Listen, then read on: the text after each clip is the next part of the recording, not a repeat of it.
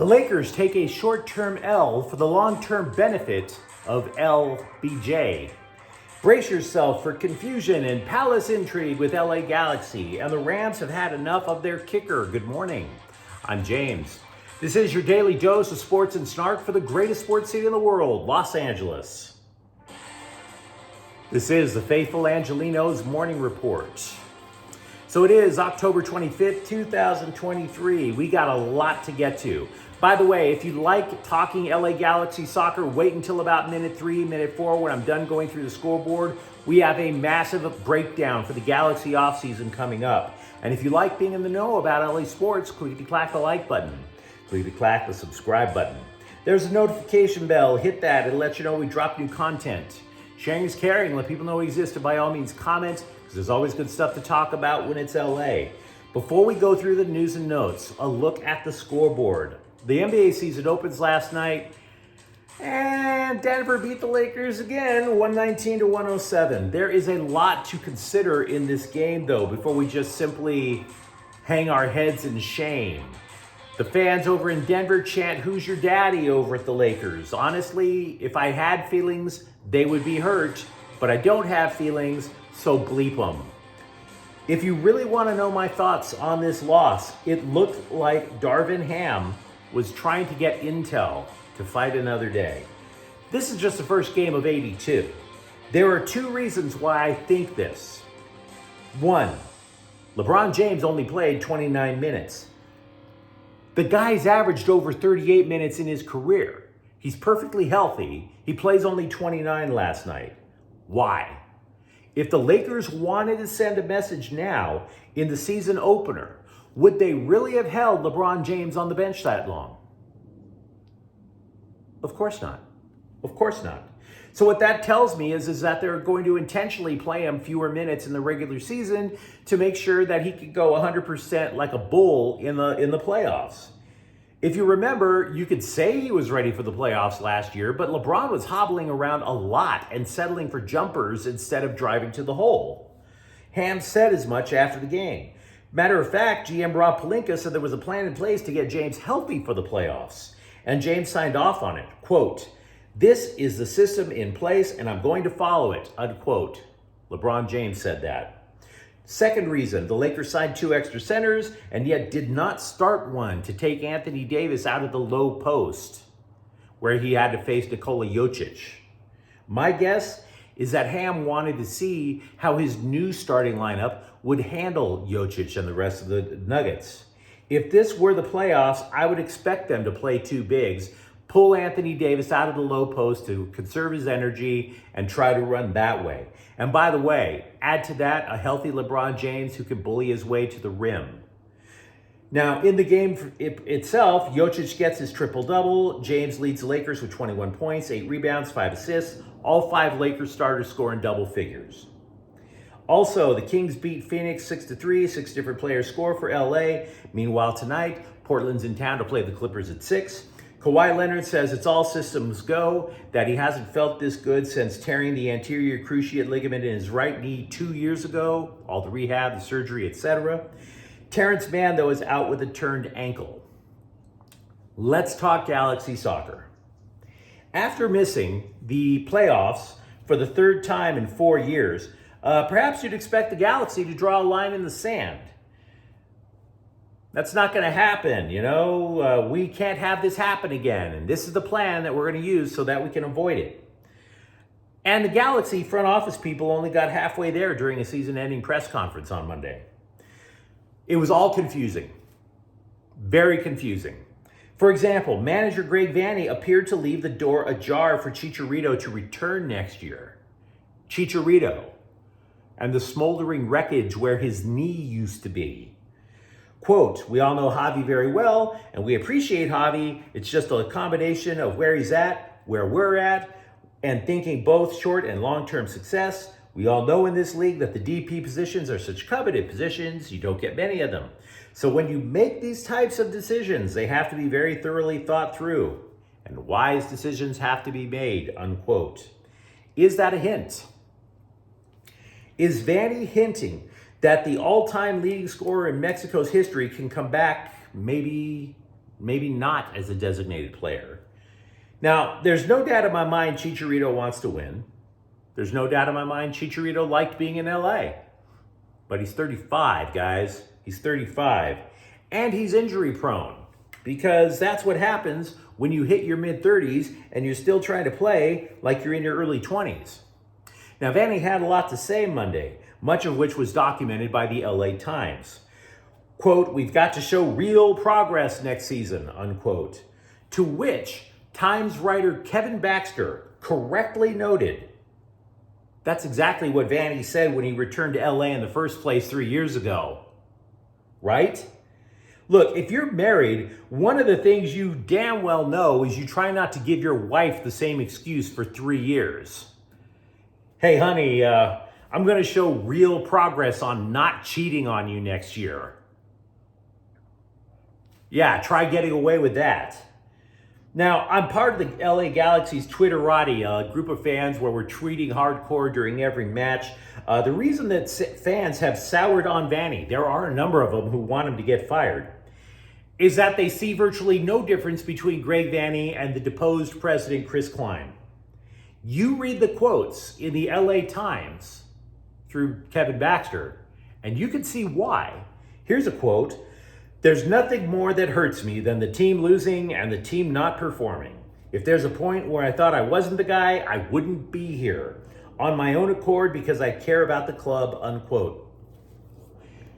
Klein said and wrote the exact same damn thing. There was a letter that Klein sent out to season ticket holders this year during a fan boycott, by the way.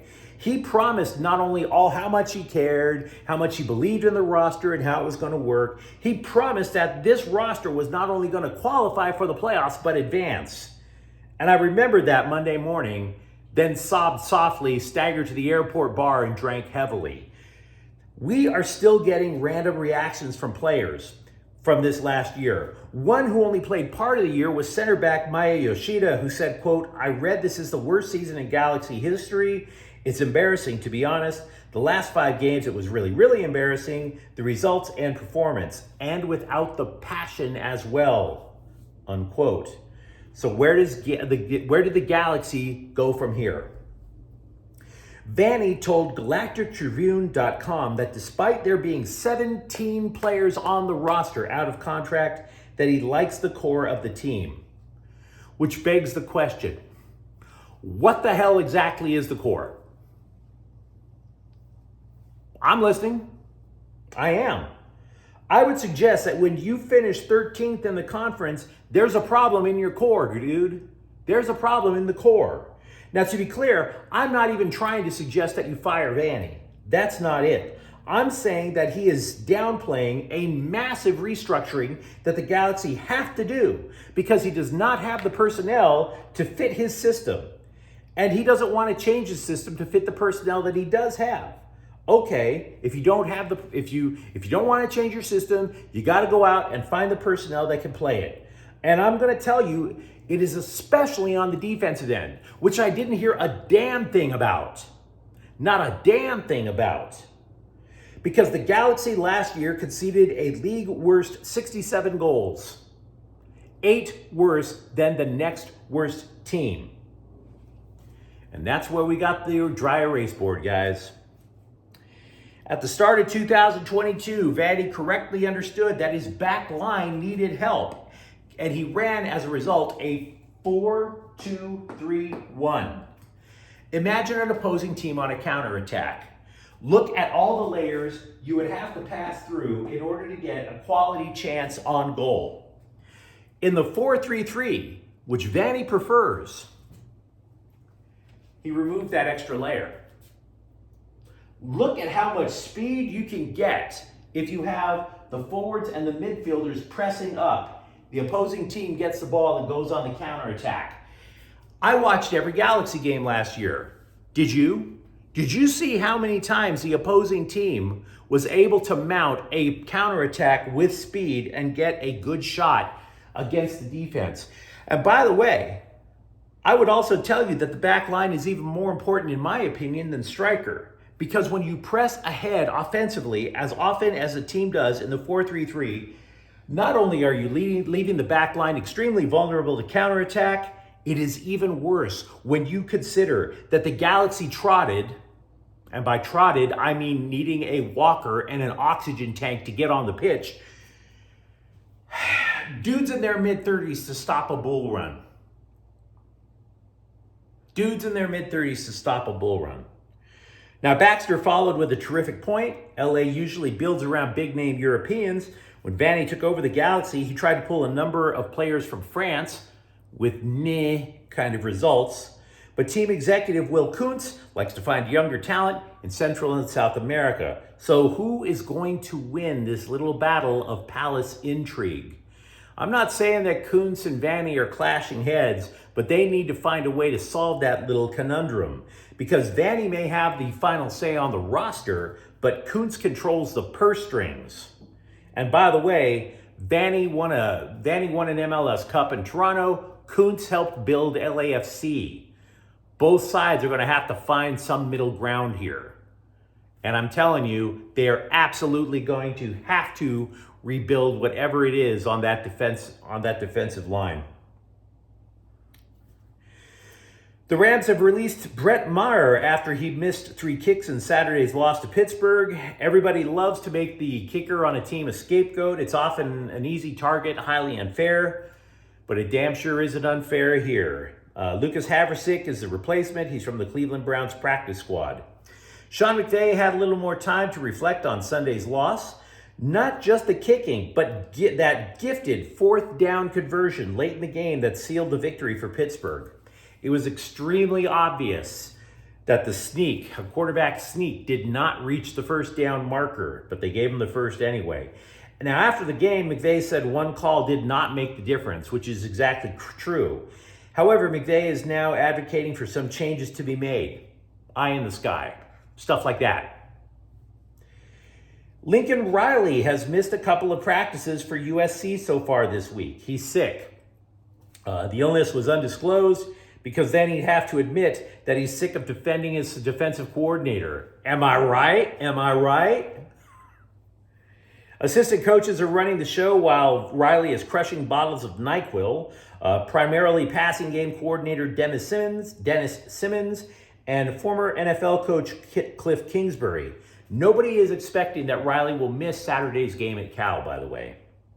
Also at USC, the basketball team landed a 4-star recruit for next year in small forward Brody Kozlowski. The dude is considered a top 100 recruit on one website, top 150 on another website. He chose the Trojans over UCLA and Gonzaga. He averaged 17.7 points, 11.9 rebounds per game last year from Corner Canyon High in Salt Lake City. He told On3.com he, quote, chose USC because it felt like the right fit for me and my game. All the coaches had a clear plan to help me reach my potential and are invested in helping me reach my long-term goals. The weather is nice and hard to beat, and it just felt right overall, unquote. Now, I'm not going to be the guy to tell you how to live your life for the most part. You're all grown-ass adults, at least according to YouTube, because I never opened this channel up to the kiddos. But I bring this up because Slime Diego has allowed its manager to head north to San Francisco. And who do the Padres use to replace him? One possibility is Dodgers first base coach Clayton McCullough. He's been listed as a candidate. After all, he's been interviewed by other teams in years past. He's already been interviewed by Cleveland this offseason. I don't know if Mr. McCullough has ever seen this channel, but dude, AJ Preller has never met a manager he didn't despise. He is looking for his 5th manager since 2014. Run like a jackrabbit. Run like you're a truck driver that just broke down at the corner of Florence and Normandy. Run, run, run. Whatever you do, just run. I've often questioned how smart the Clippers are. Well coached? Yes, absolutely. Balanced? Pretty much. Want to win? Oh, of course. But that Paul George trade in 2019, they've always spun it. They've always been spinning that trade. But there's no way that you can give Oklahoma City Shai Gilgeous-Alexander and about 500 draft picks and make that make sense. How does that make sense? I don't get it. But you know who agrees with me if you think I'm being a little too harsh? Former Clipper and sixth man of the year, Lou Williams. Quote, "We were heartbroken when he got traded. Absolutely. Even though it was for PG.